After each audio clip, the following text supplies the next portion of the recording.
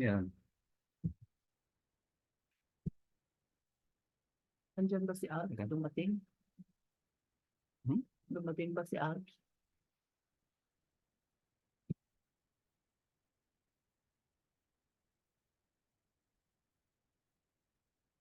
So, teka. Ito yung mga kuan, ano, umattend last time, March 31. Kundi yata tayo last time. Puputan. So, ulitin natin, ano, ito yung mga goals na sinet natin for this year, ano. Pero ngayon, magko-concentrate tayo dito sa second coming muli ng ating pangalawang pagbabalik ng ating Panginoong Jesus. At, at ang ating topic ngayon, eh, tuloy natin yung tinatalakay nating Signs of the Last Days. Ano, part 2 na ito, bale. Ang alam ko, yung unang tinalakay natin ito, March 3.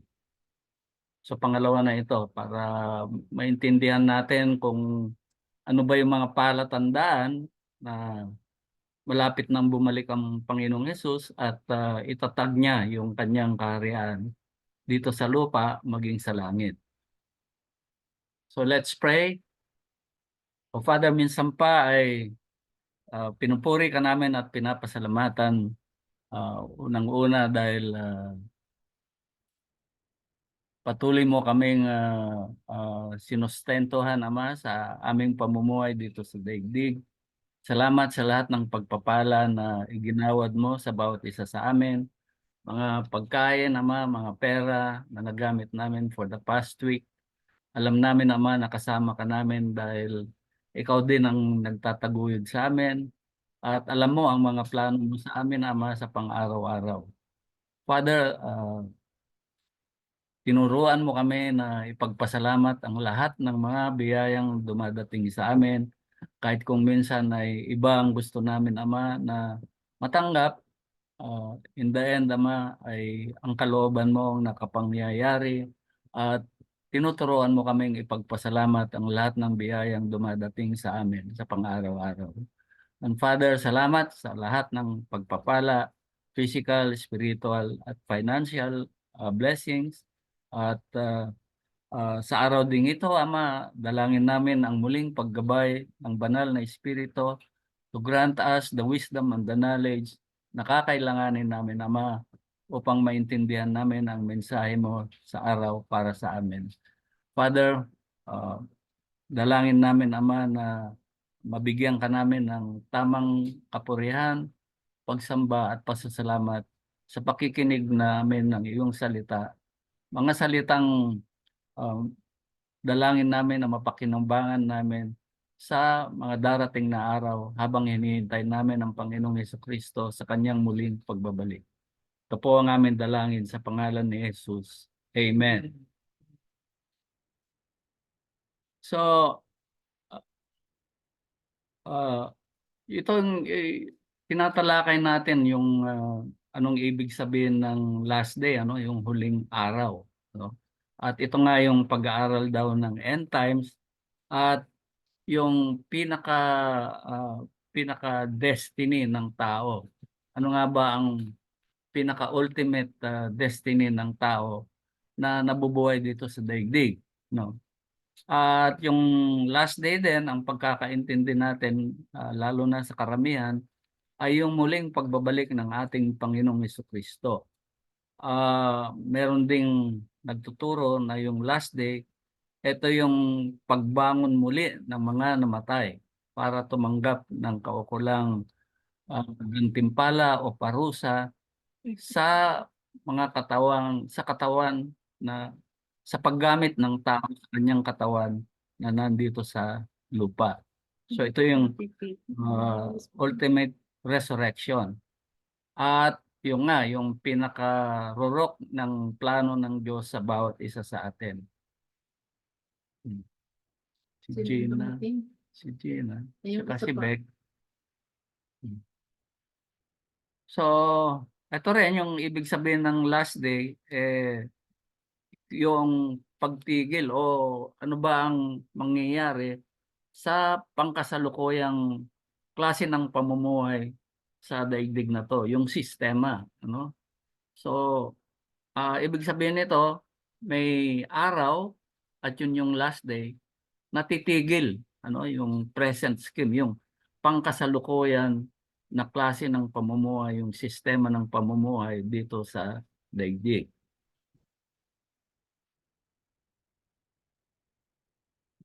Pero ang pinakamahalaga daw dito sa last day na ito nga yung binanggit natin kanina, ay yung araw na tatanggap ang lahat ng tao ng kaukulang ah, pabuya o parusa sa paggamit nila ng kanilang katawan dito sa lupa. Kung anong klaseng pamumuhay ang ginawa ng bawat isa dito sa daigdig at yun daw ay may kaukulang gantimpala.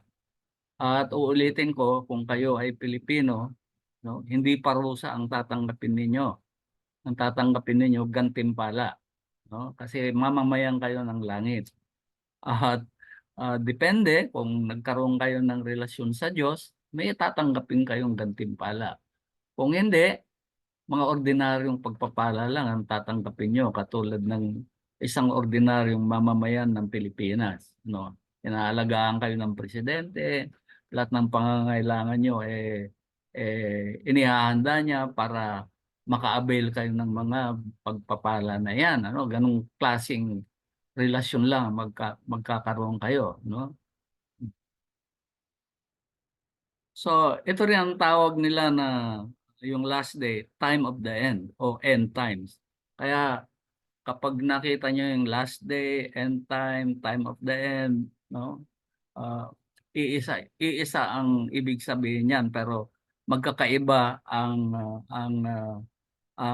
outcome. Kunyari, mamaya maintindihan lalo natin ito, ano?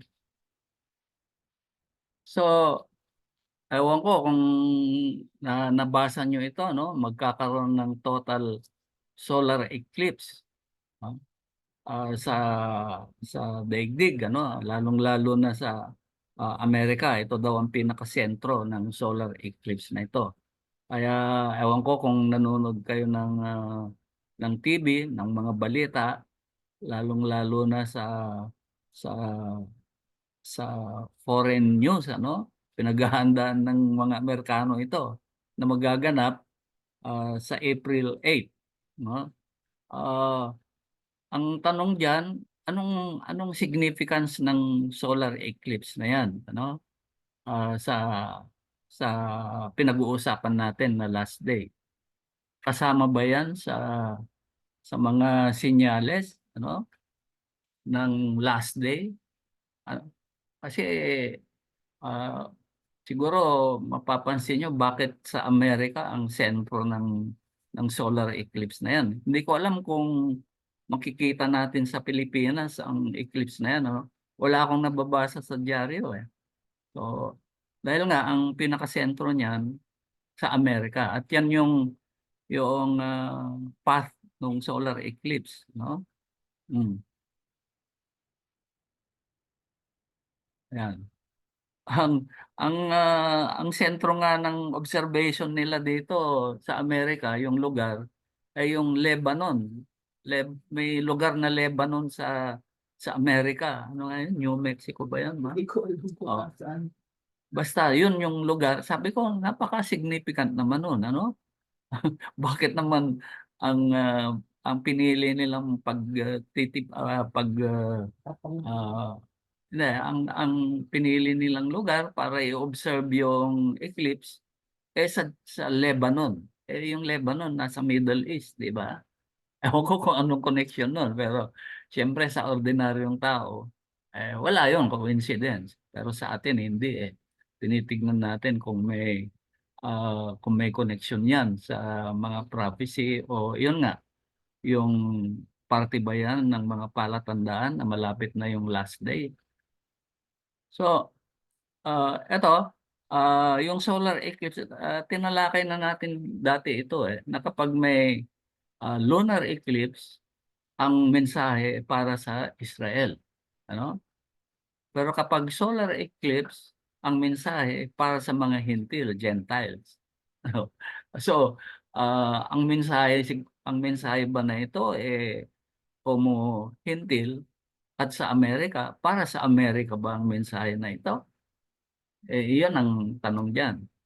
Ah, at kung titingnan nyo, nauna nga lang itong slide na ito kung anong nagaganap sa Middle East, ito nga yung giyera sa Israel, ano? Na ang ah, nagkakaroon na ng marami nang namamatay, ano, sa mga Palestino. At sabi nga nila, genocide na daw 'yon.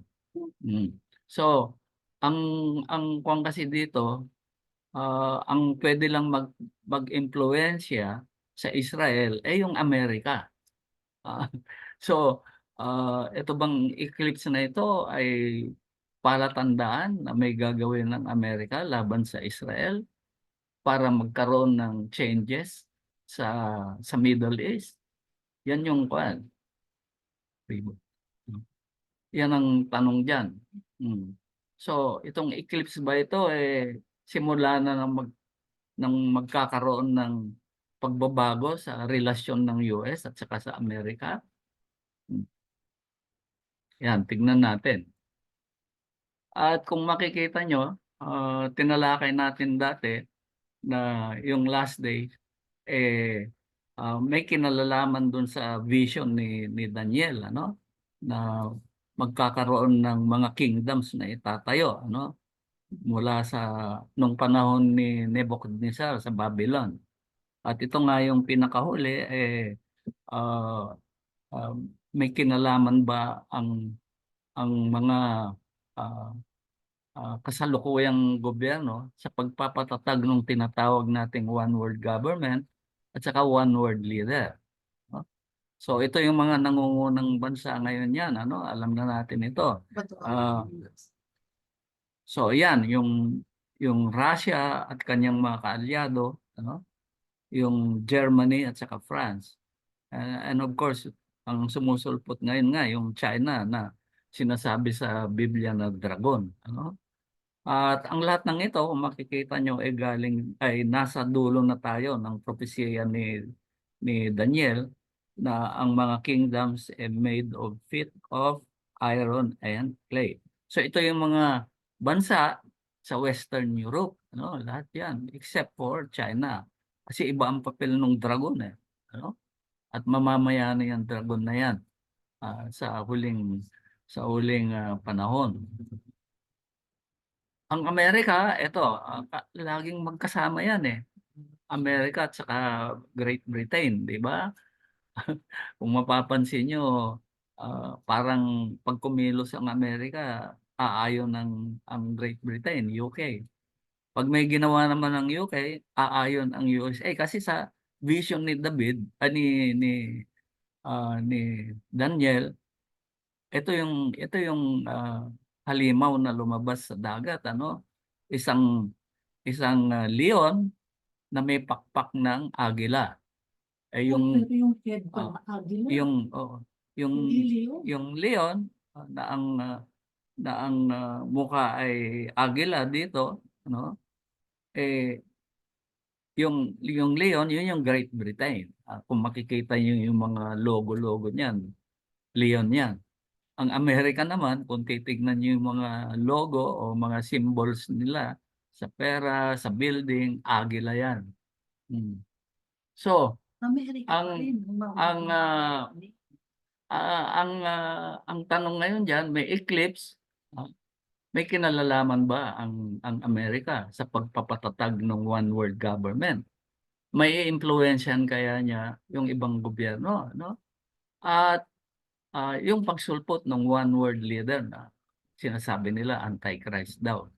Pero tingnan natin, parang magkaiba sa tingin ko yung one world leader at saka antichrist. Hmm. So, ayun nga, ito yung sinasabi kanina, ano? Kung anong nangyayari sa Israel, apektado apektado yung mga bansa dito sa Europa. Ito yung feet of iron and clay. Apektado sila. Oo. Kaya tapos makikita nyo nagkaka nagkakaroon na ng alignment yung mga bansa, ano? Alam na natin ngayon kung sinong kaalyado ng Russia, ano, ng France, ng China. Ang China kasi everywhere 'yan eh. Ano? Parang magiging malaki talaga ang papel ng China sa last days. Hmm. Ito rin yung sinasabi sa Biblia na kayang-kaya niyang magpadala ng 1 milyong sundalo sa laban ng Armageddon. Ah, China lang ang pwedeng gumawa niyan. So, sa Matthew, tinanong ang Panginoon, what will be the sign of your coming and of the end of the age? Ano, ano ba ang mga palatandaan ng muli mong pagbabalik? Ano? At sabi ng Panginoon, as in the days of Noah and Lot, yan ang sabi niya eh.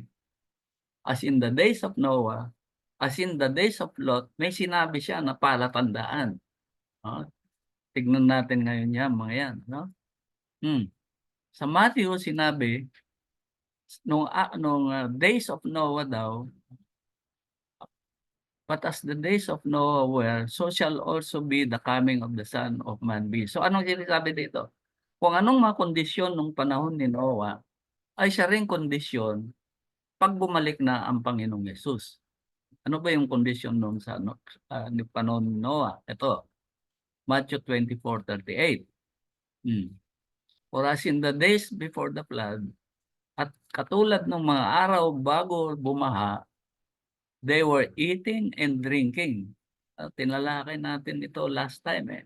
Anong ginagawa ng mga tao? Eating and drinking.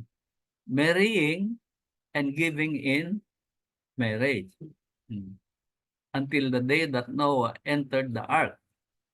Hindi daw nila namalayan o nalaman hanggang dumating na yung baha and took them all away. Ganon din daw sa pagbabalik ng Son of Man, ng Panginoong Yesus. So ito yung mga palatandaan, eating, drinking, marrying. Ano? Oh. At saka hindi daw nila nalaman, ano? Bigla na lang dumating yung baha. Kasi yan ang ginagawa nga ni Noah, yung arko, pinagtatawanan siya. Pagkalaki-laking barko. When in fact, nung panahon ni Noah, hindi umuulan. Walang ulan. Walang baha. Ang ulan daw nanggagaling sa mist sa ground. Yun doon nanggagaling ang tubig sa bukal. Pero ulan, wala. Kaya pinagtatawanan nila eh. Kaya walang naniwala.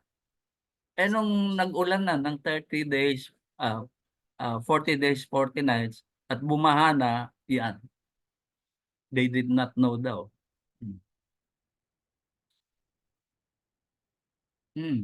Anong sabi? They were eating and drinking. Ayan.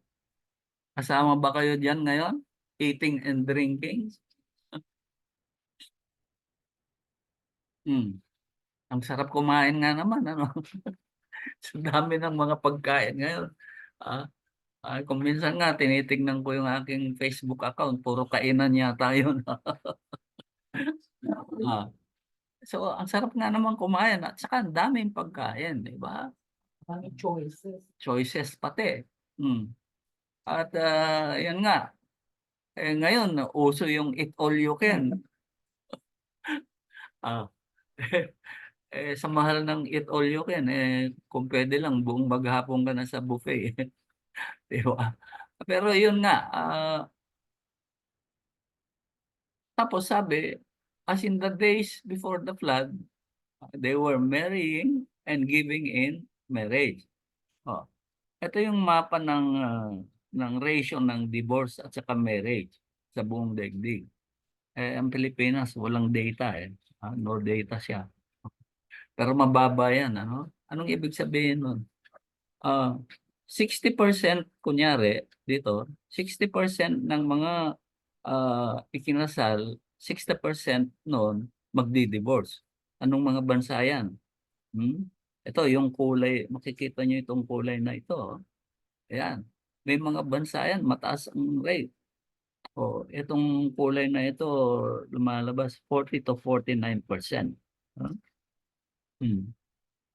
Ah, makikita nyo yung dito, kunyari sa Africa, mababa. 0 to 9 lang eh. 10 to 19. Hmm. Saan ba yung Middle East? Dito. Oh, mababa. Oh, kasi bawal mag-divorce. Oh. Yeah.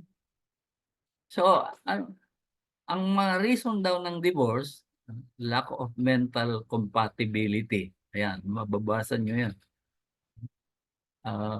Lesser mutual interaction. Nag-iisnaban na yan. Ano? Hindi na nag-uusap. Ah, surprisingly, sa mga divorce, walang anak. Ah, sa Pilipinas yata, yung nag-iwalay, sobrang anak. Lahat ng ah, sa ASEAN countries yata, sobrang mag-anak ang mga tao. And sometimes, jobless.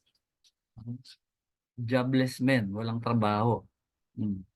Iniiwan daw sila ng kanilang mga asawa. ah, Because they have failed to run the families properly. So, parang management ng pamilya yan. Jobless, jobless na, joblo pa. Ayan, yun yung mga causes ng divorce. Ah, tingnan niyo yan, marrying and giving in marriage. Hmm. Nung panahon ni Lot, wala na kayong mababasang marriage, hindi na ikinakasal ang tao. At sabi ko nga, nung last time na tinalakay natin ito, maging sa panahon natin, no, wala nang ikinakasal, no? Yung iba ayaw nang mag-anak, nag-abort sa Amerika lalo na, no? Pinag-aawayan nila yung abortion, ano? Pwede kang mag-abort hanggang sa punto ng panganganak. Yung iba may mga states, ano? Ipinanganak na yung ng bata, may option pa siya na patayin yung bata. Grabe. Ah, mm. Sa akin kasi, ang tingin ko diyan nga, anong connection niyan dyan sa pagbabalik ng Panginoon? Para ma-delay ang pagkapanganak, the birth, ng mga anak ng Diyos. Tinalakay na natin dati ito, ano? Kung wala ng kasalan, ako lang sa akin lang, malamang hindi ipapanganak sa iyo ang mga anak ng Diyos. Di ba? Hindi ka sumusunod sa social norms eh. Hmm. Bakit naman ipapanganak sa iyo ang mga anak ng Diyos? Hindi ka sumusunod sa batas ng lipunan, di ba? Yun lang ang akin. Pero sinasabi ko din nga, kung paano kayo kinatagpo ng Diyos nung makilala nyo siya, yun na yun. Kung may mga pagkakamali kayo dati, i-correct nyo. Anong ibig kong sabihin? Dati hindi nyo alam na bawal mag-abort. Ngayon alam nyo na, huwag na kayong magpapa-abort. Dati hindi nyo alam na masama ang hindi ikasal. Ngayon alam nyo na, make every effort na ikasal kayo. Kayo naman ng mga magulang na may mga anak na hindi ikinasal, eh, gawin nyo ang lahat ng paraan para makasal ang inyong mga anak. Yun lang sinasabi ko. Pero akin lang yun. Ano? Ah, ah, Nasa inyo yan kung paniwalaan nyo, hindi. Pero ang sinasabi kayo, kapag ganyan kasi, hindi kayo qualified, no, para tamnan ng similya ng Diyos ang sinapupunan nyo. Ah, mm. Kaya kumukonti ang mga babae sa buong daigdig. Ah, Kumukonti na ang mga babaeng pwedeng pagpunlaan ng Diyos ng kanyang similya para ang kanyang mga anak ay maisilang lahat sa daigdig. At kapag kumpleto na ang numero niyan, saka lang makakabalik ang Panginoong Jesucristo. Genesis. In Noah's days, the earth was filled with violence. Hmm. So ito yung ito luma na itong data na ito, ano, 2010 pa ito. Pero ah, halos hindi nagbabago ang trend niyan. Hmm. Ito yung murder per 100,000 person. Pinakamababa, Tokyo. Ang Philippines, ayan, oh. Ibig sabihin, mas marami pang krimen sa Pilipinas kaysa Japan, no? Tokyo. Hmm. Ang Ito ano, ang Amerika 6.1, ano? Pero ah, sa buong Amerika 'yan, pero kung titignan nyo, ano, per city, Las Vegas, ang taas ng crime rate, ano? Hmm. Los Angeles, ewan ko kung saan tong Tijuana, Mexico. Mexico ba yan? Detroit, grabe, 41. Noong 2010 ito, ha? Lalo na ngayon, wala akong datang nakuha latest, eh.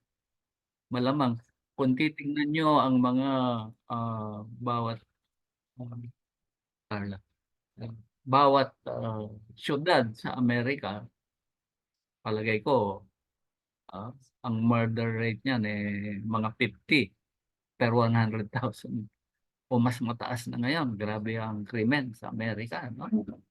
Hmm. O yan, kilala nyo yan? Siyempre. Sino ba yan? Si Bongbong Marcos. Hindi oh. Si Presidente Marcos. O ba't nandyan yan? Ah, sabi nila, Manila had the lowest crime rate in the whole world during the hmm, martial law. Di wala kayo dyan. Oo. Hmm. Whole world yan. O ano, martial law na lang tayo. Oh. Hmm. So ano pa, the earth was filled with violence. Ito, ang armas. Hmm.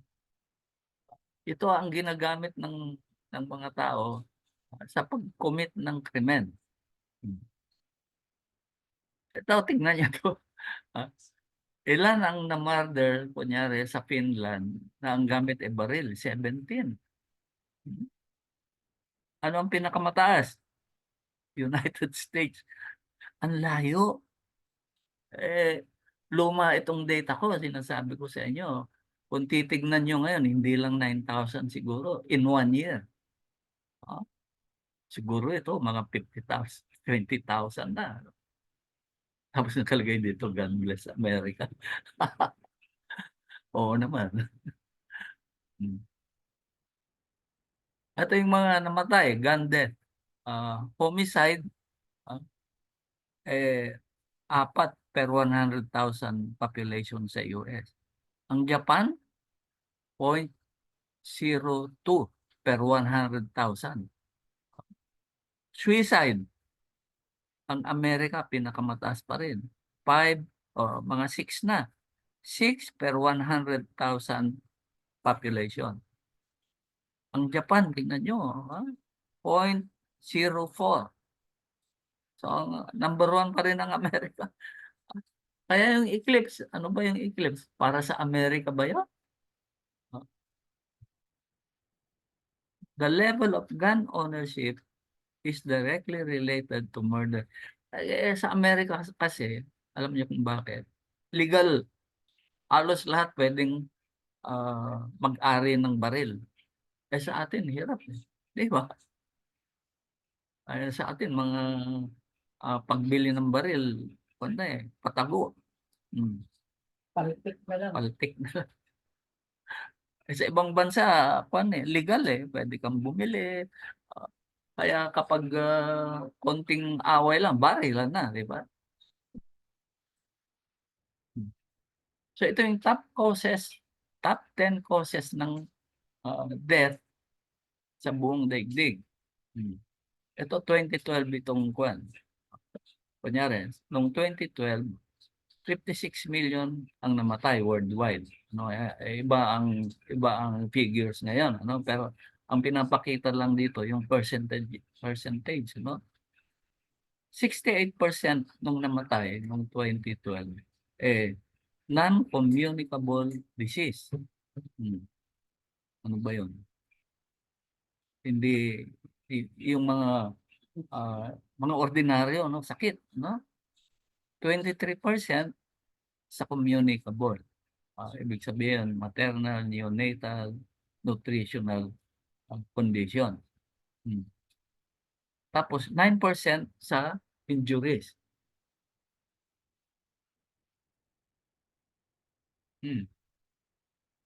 Ang main non-communicable disease, sakit sa puso, cancer, diabetes. Makikita nyo yung eating and drinking, ano, sa last days ni Noah. May connection yan sa diabetes. At chronic lung disease, smoking, sigarilyo. Ako ito ang number 1 yata, sa Pilipinas. Ewan ko lang. So ito, sakit sa puso, 17.5 million namatay. Hindi ko alam kung ano itong ischemic heart, no? Kaya, tsaka stroke. Ito yung bonus. Ito yung non-communicable disease death. At lahat daw yan galing sa mga low and middle income countries, yung mga mahihirap. So, ang proportion ng non-communicable disease death mataas sa high income countries, 87%. Upper middle income, 81%. Kaya may advantage din yung mahirap eh. Di ba? Ang Pilipinas kasi lower to middle income.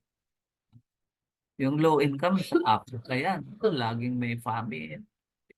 Kita nyo naman ang kondisyon sa Africa. Kaya sabi ko, okay din yung hindi masyadong mayaman. Kaya sinasabi din ng Panginoon, di ba?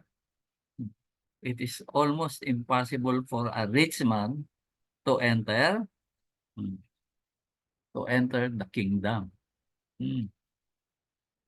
Huwag na kayong magreklamo kung mahirap kayo. May purpose ang Diyos sa inyo. At yan ay para makasama nyo siya sa kanyang kaharian. Ngayon, ang sinasabi nga kanina, sabi ko yung chronic lung disease, no? Sinasabi ng World Health Organization, smoking daw is a top cause of death. Kahit na anong litrato ilagay mo sa pakete ng sigarilyo, binibili pa rin. Sasabihin nila, ay hindi ako yan. Diba? Pero parang kwan yun eh, hindi ko maintindihan. No? Kasi nung sinubukan ko yan, magsigarilyo, hindi kaya ng kwan ko, ng katawan ko. Parang nagsisimula pa lang ako, pinigilan na ako kagad ng Diyos. So ibig sabihin, yung smoking, by grace. Hindi ka nga nag-i-smoke, lasenggo ka naman. Kasi di ba? So hindi mo alam kung pero kung nasa ilalim ka ng Panginoon, tatanggalin lahat yan. Katulad ng ginawa sa akin. So, napaka-importante ng relasyon ng tao sa Diyos. Para yung sakit, yung mga bisyo, matanggal sa inyo. Ito naman, as in the days Noah, kanina, di ba? Ngayon, as in the days of Lot naman. Ano sabi? Lucas 17. They sold. Ang ginagawa, namimili at nagbebenta. Ito yung top 10 most traded commodities. Ano ba yung mga binibenta sa buong daigdig? Pinaka-popular na mga produkto o gamit sa buong daigdig. worldwide. Mm. Number 10. Ang number 1 producer nito, US, China, tsaka India. Ano ba yan? Bulak, cotton, wheat. Mm. Number 8, mais. Ang Pilipinas, number 1 din yan. Kasi maraming corny ng Pilipino. Ayan, yan. Ano ba yan? Asin. Mm. Ito, silver. Silver yan. Mm. Hindi. Kwanto, semento. Ah, number 5. Oh, number 4, gold. Number 4 lang pala ang gold. Mm. Natural gas. Kaya ito, pinag-aawayan din ng mga bansa yung energy source, di ba?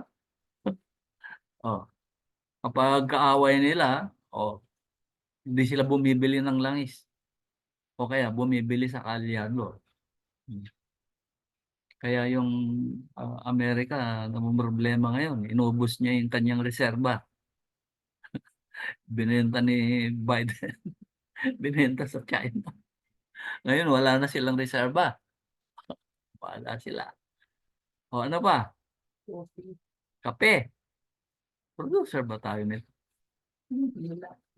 Barako. O yun, barako. Hindi natin Hindi natin na-exploit yung ating barako. Masarap yun eh.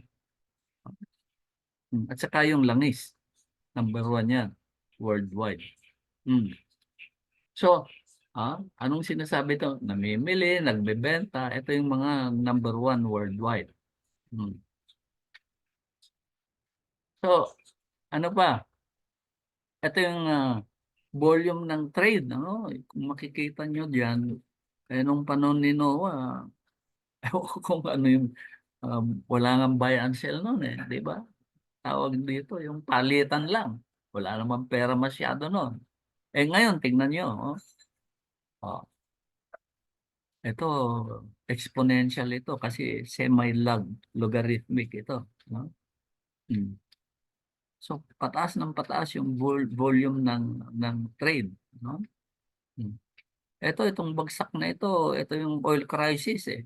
Oh, nagkaroon ng oil crisis. Mm. Ewan ko dito, wala dito yung pandemic eh. Oh. Ito naman yung most actively traded currencies. Ano-ano yan? European at saka US dollar. Mm.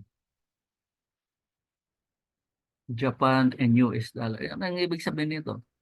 Yung trading ng dollar sa iba't ibang bansa.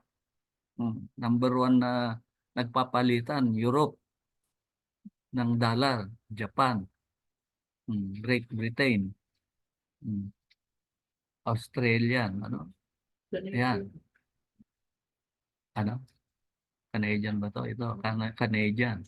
Hindi ko alam itong CHF na to. Ah, ito naman yung Europe. Europe at saka ibang currency. So, number 1 ang dollar ngayon na trade hanggang ngayon. No? Pero lately kasi, may mga Middle Eastern countries na hindi na nagte-trading ng dollar. Mukhang ang China, ganun na rin, nagpapalit na siya. No? Anong ginagamit nila? Hmm. Euro or yung Russian currency. Ano ba yung Russian currency? Hmm. Pero ito nga, kung titignan natin yung prophecy, yung one world government, lahat yan mawawala. Magkakaroon lang ng isang world currency, yung Phoenix na tinatawag natin last time.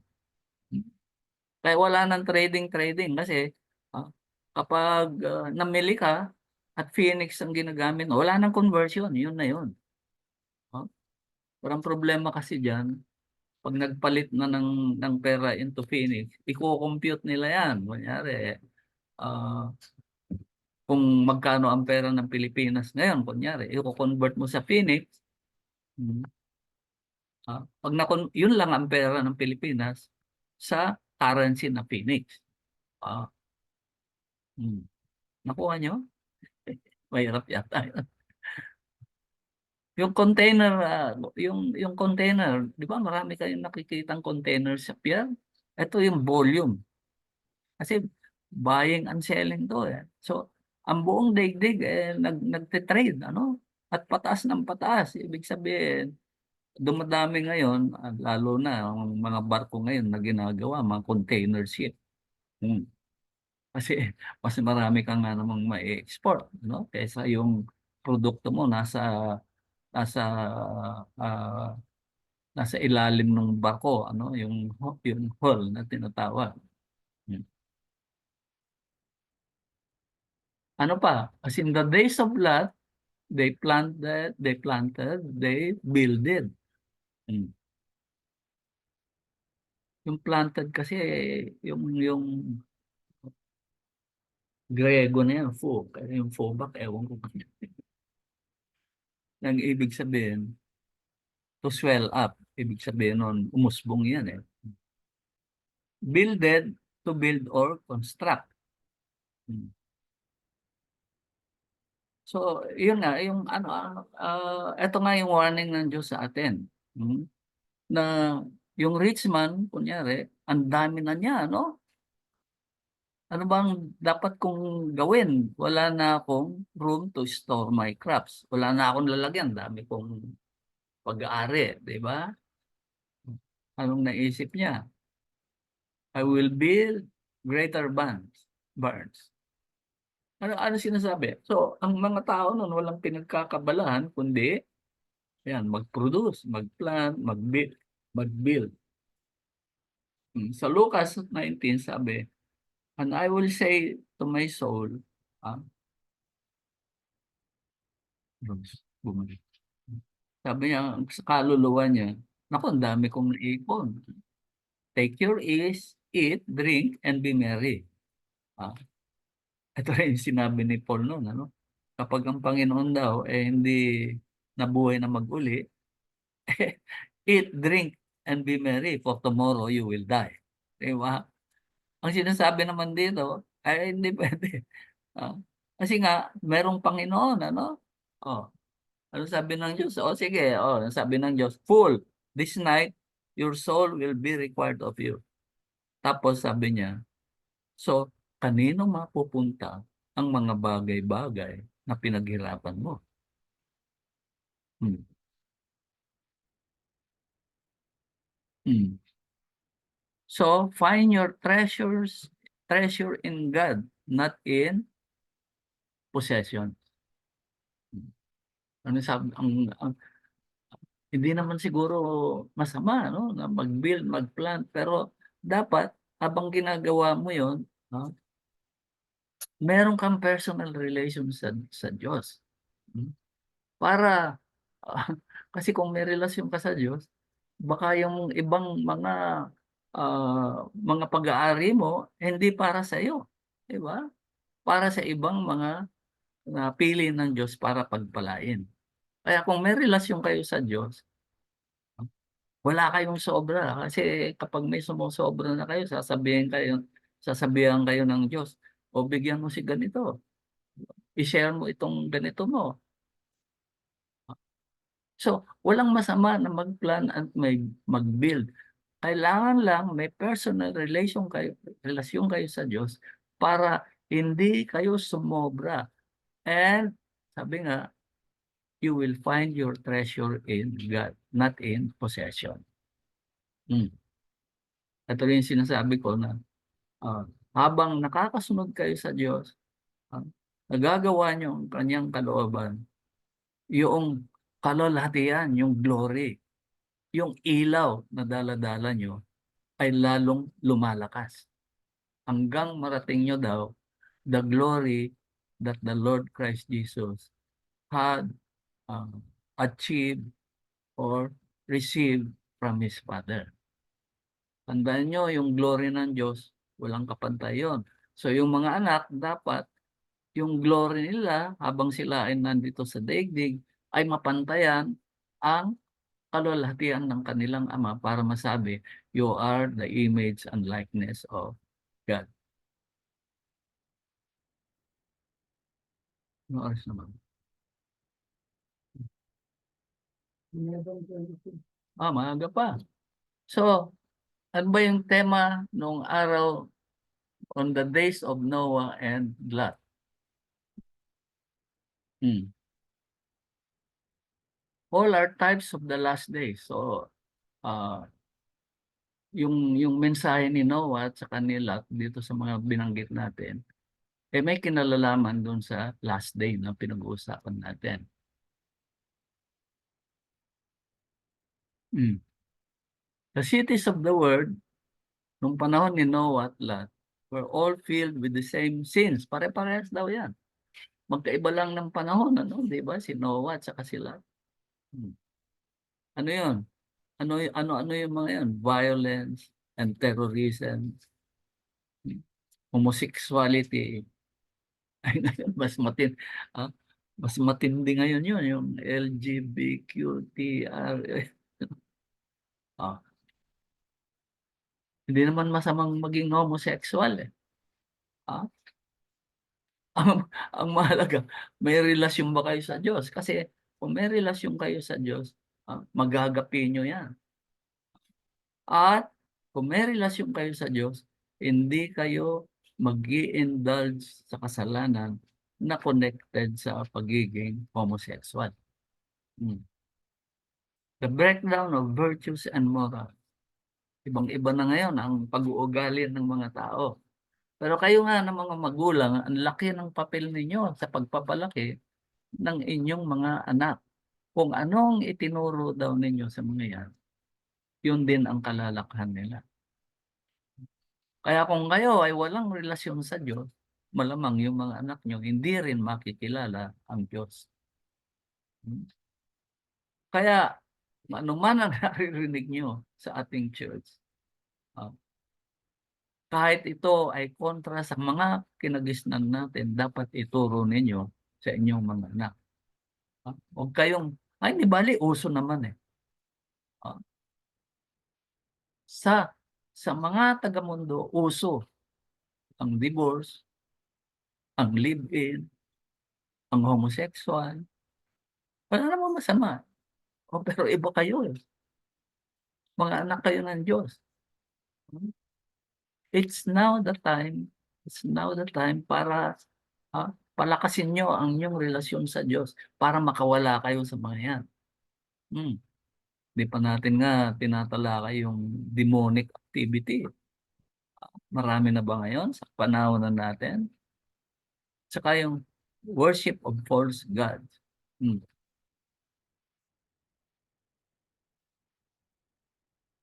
Nung panahon ni Noah, wala silang pakialam sa mga warning tungkol sa judgment at sa mga distraction na darating. Ah, Kasi marami ring nagsasabi ngayon eh. Ay wala, normal lang yan. Ilang ilang libong taon na ang edad ng daigdig na ito, 'di ba? Wala, pakwan lang yan, parang seasonal lang yan, bayaan niyo. Normal lang yan, 'di ba? Ay hindi. Kung nasa last days na nga ba tayo, maganda-handa na tayo. Hmm. Lahat ng ginagawa nila, ang resulta, spectacular, supernatural judgment. Nung panahon ni Noah, ano yung judgment? Baha. Ha? Saan galing yung baha? Hmm. Pumuwalang ulan noon, ang tubig galing sa alapaap. Kasi sabi sa Biblia, waters above at waters below. Merong nakabalot na tubig sa daigdig ng panahon ni Noah. Kaya pinagtatawanan siya, wala namang ulan eh. Diba? Nabutas yung tubig sa taas. At yun ang naging sanhi ng pagbaha. Kaya, Tubig sa baba. hindi, yung tubig sa baba, kung ano man yun, rivers, diba? Mm. Hmm. So, anong nangyari? Hmm. Na napuno ng tubig ang buong daigdig. Hmm. Wala daw, walang bundok. Ano ba yung pinakamataas na bundok? Yung Mount Everest. Na-cover yun. Ang daming tubig nun. Saan napunta yung tubig? Yung nga, yung North at saka South Pole na yelo. Ah, kaya yung mga ah, nagsasabi na climate change, baka daw bumaha ulit ang daigdig. Hindi na, sinabi na ng Diyos eh. Hindi niya gugunawin ng daigdig sa pamamagitan ng tubig. Hmm. Oops, teka, maiksi yata. Pwede nating ituloy. Kala ko, kwan eh. Hmm. Yan. 11:30. Ah, 11:30. ganun. Hmm. Daniel 12:4. Many shall run to and fro. Ang ibig sabihin nun. Ayan. Ito yung mode of transport for nearly 6,000 years from the time of Adam hanggang ngayon. Ayan. Panahon ni Adan. Ayan. Anong mode of transportation? Camel, kabayo, tapos naging karwahe. Eh ngayon, kotse na, iba't iba, di ba? Ang sabi, many shall run to and fro. Oh, marami ang gagalaw, tatakbo, papunta doon, papunta dito. Hmm. Ito yung world air traffic. Kita nyo yung mga dilaw-dilaw na yan?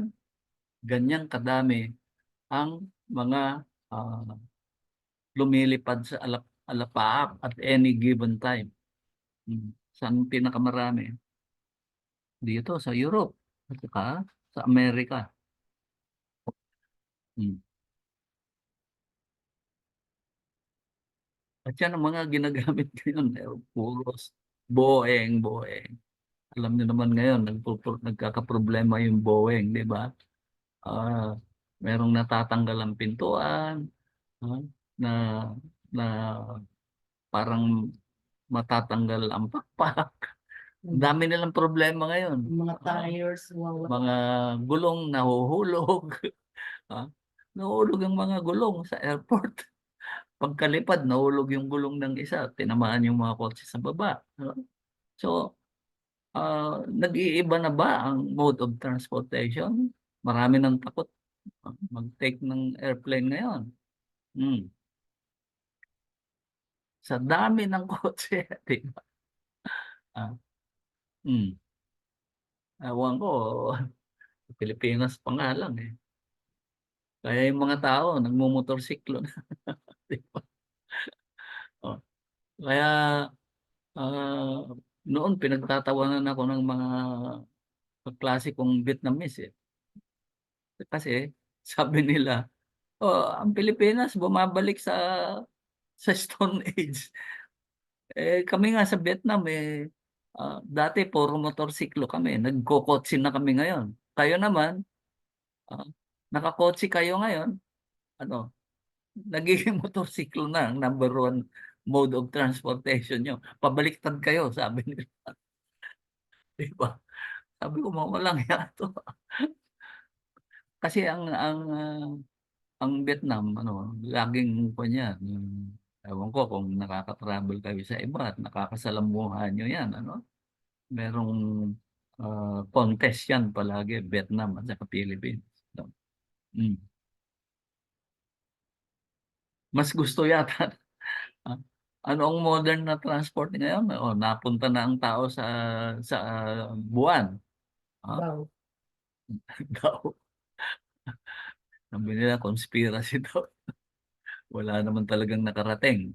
Pero conspiracy lang yan. Ito daw eh, sinuting sa studio.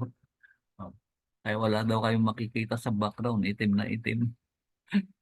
Ah, tapos wala daw hangin sa buwan. Eh, bakit lumilipad yung buwan? Plug. Marami. Oo. Pero admit natin, nakapunta na ang Amerika sa buwan. Hmm. Oh. Ngayon, uso na yung space tourism. Hmm. Pwede na kayong bumasyal sa space. Bayad kayo. Ewan ko kung magkano. Ha? Hmm. Knowledge shall be increased. Anong ibig sabihin nun? Yung kaalaman daw ng tao ay mag-i-increase. Hmm. Sa Daniel yan. Signs of the times siya. Ah. Hmm. So, ang sinasabi nito, did you know the world's knowledge is growing so fast that 90% of what we will know in 50 years time will be discovered in those 50 years. Anong ibig sabihin nun? Hmm. Abang yung kaalaman daw ng tao ay nag-i-increase, yung volume daw ng knowledge na dapat nating ma-acquire in 50 years, na-acquire natin in the past 50 years. Hmm. So, uh, katulad ng sinasabi ko sa inyo, ang bata, turuan nyo. Kasi pagdating ng, ng 20, Sodio kasi warrior na yun. Wala na kayong maidadagdag sa knowledge ng bata. Ang formative years niyan, eh, bago age of accountability. Ano yung age of accountability? Yung teen years. Ano yun? 13. 13 hanggang 19. Hmm. Pagdating daw ng pagtungtong daw ng kuwan nga ng high school ng bata, konti na lang may dadagdag nyo. Kaya samantalahin nyo, naturuan ng inyong mga anak habang nasa grade school pa lang sila. Kasi ang daming na-absorb ng bata na knowledge. At ipakilala nyo ang Diyos na mas maaga para makalakhan nila ang ah, ang Diyos na kasama nila at magkaroon sila ng relasyon. Hmm? Medyo late na sila. Hmm. So, yan, nauso yung cellphone. Sino sa inyo walang cellphone? Lahat kayo, meron. Oh. Ito kasi, internal smartphones. Anong ibig sabihin? Darating ang araw, hindi nyo na kailangan ng physical na telepono. Ayan, ilalagay yan sa utak nyo. Ayan, oh. Experimentuhan na nila yan. Nakakabit sa utak nyo. At ito yung mga chords, oh. Hmm. Pag gusto nyo tumawag, isipin nyo lang. Makakatawag na kayo. Possible ba yan? Ginagawa na nila eh. Kaya sabi ko, pag nanonood kayo ng TV, ah, lalo na yung mga may action, pinapalabas yung mga bagong gadgets, di ba? Lalo na yung James Bond. Ano? Ang daming lumabas na gadget noon. Yung pala, ah, kinoconstruct na nila yon. Hmm? Pinaparang ini-introduce na nila. Hmm. Ito, ito yung mga lumalabas ngayon. No? Hmm. Ito, ah, ito kwento, meteorite eh. Lithium. Meteorite. At nagawa na ng tao na magpalipad ng isang ah, spaceship kung matatawag yan, ano? At kumabit sa meteorite na yan, ano? At kumuha ng sample. Ganyan katalino ang tao. Pwede ba 'yan? Ah. Hmm. Nagawa na nila 'yan. Ano pa? Alam niyo ba ito? Namapa na nila yung genes ng tao, yung chromosome. Hmm? Ngayon, alam na nila kung anong mga chromosomes ang may kinalalaman sa iba't ibang sakit. Ah, alam na nila kung anong mga parte ng katawan, chromosomes, ang may kinalalaman sa katalinuhan. Kaya nama-manipulate na nila yan. Kasi namapa na nila ang buong genome, ba ang tawag doon? Genome. Hmm. Ikaw, kilala nyo si AI de las Alas? Hindi. AI, Artificial Intelligence. Itong uso ngayon, pinag-uusapan sa buong daigdig. Saka grabe ito, kung magbabasa kayo tungkol dito, nakakatakot. Kasi pwede na kayong palitan. Ililipat lahat ng kaalaman nyo. Meron na rin kayong mapa ng genes ninyo. Ililipat lahat sa makina. Hmm. Hindi nyo na hindi nyo na madi-distinguish later on kung sino yung tao at kung sino yung robot. Hmm. Hmm. Kilala nyo ba yan? Ito yung first robot, si Sophia. Ah, matagal na itong ginawa eh. Hmm. Parang tao na po ito. Ah, ang sabi dito, for the first time ever, a robot was granted citizenship 6 years ago. Oh, naku, nakakatakot yan. Ewan ko kung may kinalaman sa prophecy itong robot-robot na ito. Ah, hmm. Pero tandaan nyo na yung Antichrist daw, ipoproject niya yung kanyang sarili sa templo, di ba? At makikita siya ng buong daigdig. Ako, nire-research ko pa ho yan kung anong kinalaman yan sa templo, yung AI na yan. Pero nakakatakot po yan. Hmm. Hmm. Ito, and that no man may buy or sell, save he, sa Revelation, so, save he that had the mark, the name of the beast, or the number of his name. Yung time ng pwede na. Tapos yung siguro, Hmm. gusto nilang pumunta sa Israel. Hmm. Kaya na lang daw sila sa kingship. Sa So, eto, so darating daw ang araw na hindi kayo, di ba kanina, buying and selling. Ito naman, darating ang araw na hindi nyo na magagawa yon malibang meron kayong tatak ng halimaw, sabi nila. At ang numero ng kanyang pangalan, sabi nila 666. Maraming explanation tong 666 na ito. Alam ko, tinalakay na natin ito. Ah. Ang Sweden, ang bansa na pinakamalapit na madating yung cashless society.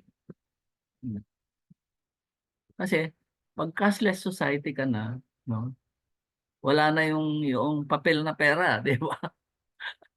Oh, oh. Kung na lang, electronic, ngayon nga lang, electronic banking na, di ba? Hindi nyo na wini-withdraw yung pangalan. Tapos pag namimili kayo, credit card o debit card, halos di na kayo mahawak ng cash, di ba? Pero darating nga ang araw, kukontrolin nila yan. Ngayon, okay pa kasi darating ang araw, pag wala kayong marka, wala kayong account. Kasi lilipat lahat yung account na yan sa pamamagitan ng code na itatatak sa inyong mga katawan, sa noo o sa kamay. Ito ginagawa na ngayon sa mga gobyerno, yung biometrics. Di ba? Pag sa pagrehistro nga sa eleksyon, biometrics na, di ba? Pagkuha ng ID, biometrics for government and law enforcement. So, iyan, makakatulong dun sa idea na walang makakabili o magbebenta nang wala yung marka. Hmm. Ayan, yung mga biometrics. sa mga airport, biometrics nang ginagamit. Hindi na ako pwede Yung passport, may passport ka pero biometrics ang ginagamit nila. Nung huling pumunta kami sa Amerika ni Sans, ang aking asawa, biometrics. Ang problema sa kanya, parang hindi nababasa yung fingerprint niya. Wala daw siyang lines. Naniwala ko ba kayo doon? Wala daw siyang lines sa fingernails, sa fingers. Yung, di ba, pag nag-thumb mark kayo, may mga lines. Siya daw wala, hindi mabasa ng computer. Kaya na-delay po kami. Kailangan pa niya pumunta sa immigration desk. Verify yung kanyang identity. Sa sobrang tagal, hindi tuloy natatakan yung kanyang passport na pumasok siya. Nung umuwi kami, nagka-problema ulit siya. Bakit? Wala siyang tatak na pumasok siya sa Amerika. Nakpo. Ito ang nakakatakot. Di ba? Pag wala ka nung tatak, meron ng technology ngayon, katulad ng pinakita ko kanina, na pwede kayong lagyan ng microchip. Pwede na kayong tumawag sa telepono, yung pinapakita ko sa kanina, di ba? Oh, tawag nila dyan, RFID chips. Di ba ginagamit ngayon yan sa expressway? Di ba? Kaso, yun nga, yung nakakabit sa amin, hindi rin mabasa. Sabi ko, ano ba yan? Yung RFID namin, hindi mabasa. Kaya kailangan mag-tap ka pa ng card. Nako, napakalaking abala. Bubusin na lang ka sa likod. Mm. Sa Revelations 14:9 ang sinabi, sino mang sumasamba sa halimaw at sa larawan nito, ito yung sinasabi ko na baka sa artificial intelligence, pwedeng i-project ng Antichrist ang image niya sa templo. At kung kayo daw ay sasamba doon at magpapapatak kayo sa noo o sa kamay,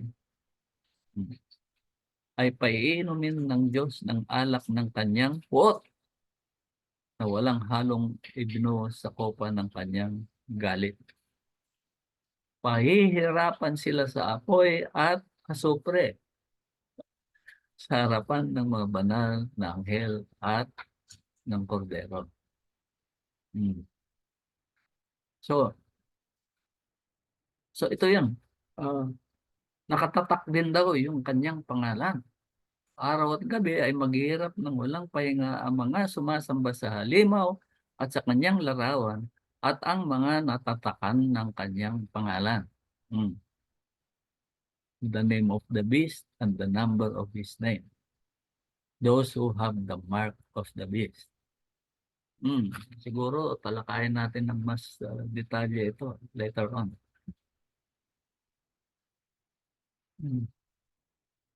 So, kailan ba mangyayari yan? Yung tatakan na yan. So, ito yung tribulation timeline na ginagamit natin. Yung tatakan sa palagay ko, mangyayari sa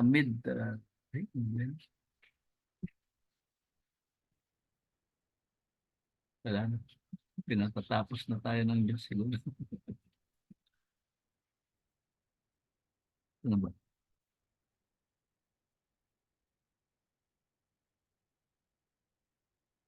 Wala na.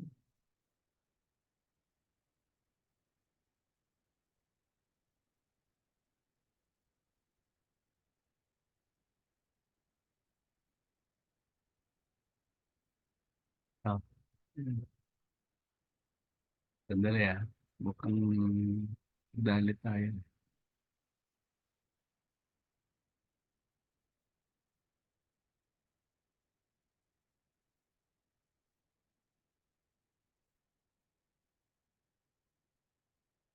Yan.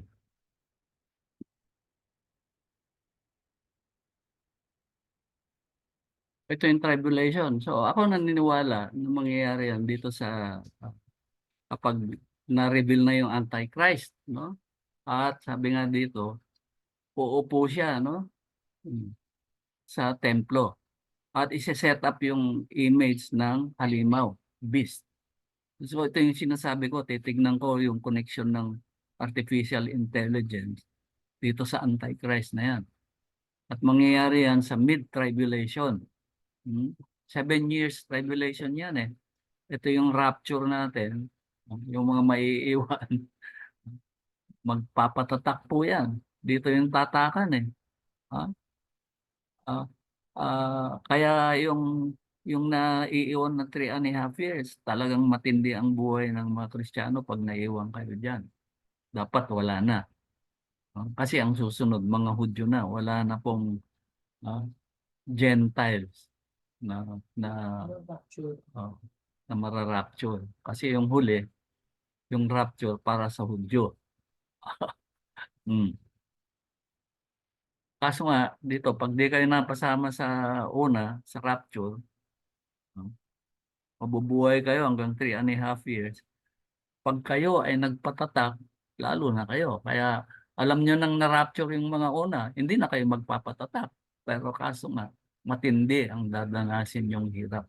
Sabi ko nga, baka maging martyrs yung mga yan. Mga maiiwan sa rapture na una. Mm. So, ah bago maganap ang mga ito, tingnan natin, nasa na ba yung pagpapatayo ng third temple? Ah, kasi pag sinimulan na yung paggawa ng templo, eh, ibig sabihin nun, nakaset up na yung, ang tawag dito, na-reveal na yung Antichrist, palagay ko, at saka yung one world government. Malapit na ba yan? Kaya nga, bantayan natin. Ah, hmm. So lahat-lahat niyan konektado dito sa one word as a goal ng Diyos na new world order. One world leader, one world government, one world currency. And of course, yung one world religion. Okay. Ituloy natin next time, ano?